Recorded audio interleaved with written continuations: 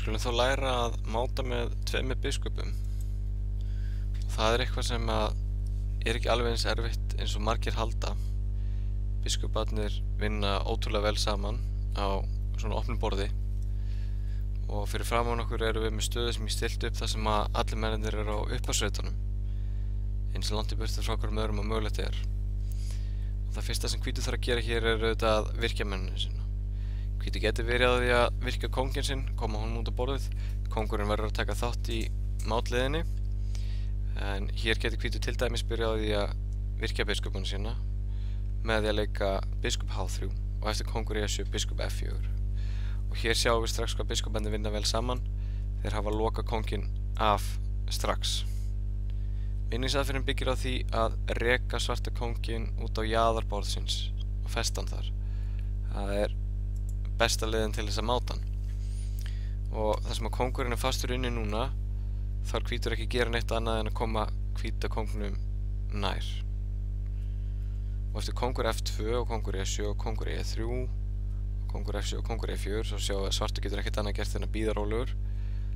Þá er hvítur komin alveg upp á svarta kóngnum með sinn kóng og getur núna farið með kónginn hinum megin við svarta kónginn og rekið hann út á jaðarinn. Nú sjáum við að reitirnir hér eru allir valdaðir og líka F6 og F7 reiturinn, þannig að svartur verður að hörfa og hvítur kemur þá nær með kónginn sinn. Hvítur þarf bara að passa sig á því að fara ekki of nálagt með kónginn. Við sjáum eftir kóngur F7 þá er svartur patt, þannig að hvítur verður að gefa svartum einn reit til að vera á og svartur getur bara farið á E8. Og hér kemur næsti liður í vinningsaðferðinni í móti með tveimur biskupum og það er einfaldlega að valda alla reitina öðrum megin við kónginn og reka hann þannig út í annað hornið. Og hér er auðveldast fyrir hvítan að valda reitina sem eru vinstra megin við svartan og reka hann þar með út í H8 hornið. Og hér kemur biskup C7 sem valdar D8 reitin. Hvítrættabiskupin valda líka D7 og C8, þannig að svartur verður að fara á F8 og þá kemur biskup D7. Biskuparnir stilla sér upp vinstra megin við kónginn og reka hann til hægri. Eftir kóngur G8 kemur kóngur G6. Svarti kóngurinn getur þannig hvort farið út í horn eða snúið við og farið F8 en þá kemur biskup D6 skák og nú sjáum við hvernig biskuparnir vinna aftur vel saman. Svarti kóngur verður að fara á G8 og þá kemur biskup E6 skák og eftir kóngur H8 biskup E5 át. Eins og ég sagði hann, vinningsaðferðin byggist á því að valda reitina í kringum kónginn og reka hann á þann stað sem við viljum hafa hann á. Við skulum líta á annað dæmi um þetta og hér erum við með þessa stöðu hér.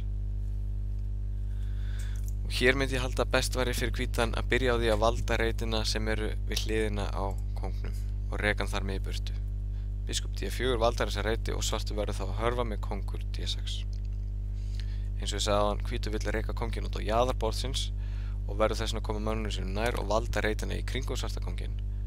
Kóngur C4, farir svartur á C6, getur hvítur afturleikið biskup C5, valda reitin í kringum kónginn og rekja hann aftar. Þannig að skásta fyrir svartan er sennilega að leika kóngur E6. Þá getur komið biskup G4 skák og eftir kóngur D6 biskup F6. Og nú sjáum við að hvítur valdar alla reitina hér og svarti kóngurinn verður þess að fara á C6 og þá kemur biskup E5 og enn og aftur eru allir reitinni valdaðir. Svarti kóngurinn verður að hörfa og þá biskup D7. Enn og aftur eru allir reitinni valdaðir kringum kónginn og hvíti kóngurinn kemur nær.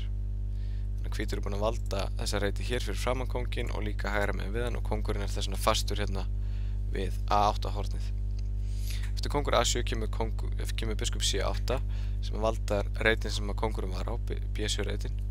Kóngurinn verður þess að fara út í horn á A8 og þá kemur kóngur C6. Hér þarf hvítur aftur að passa sig að leika ekki kóngur B6 því þá væri svartur patt. En svartur á einn reit til að fara á eftir kóngur C6 sem er A7 og þá kemur kóngur C7. Og þar sem að biskupinn er á C8 kemst svarti kóngurinn ekkert í burtu og hann verður að fara á A8 reitin. Og þá kemur biskup B7 skák, kóngur A7 og biskup D4 mát. Þetta er svona örlítið önnur útgáfa af þessum máti með biskupana. En eins og áður sagði, helsta þess sem við þurfum að muna þegar að máta með tveimur biskupum er að bara valda reitina í kringum kónga andstæðingsins og reka hann þar með út á jaðarborðsins. Takk fyrir þetta.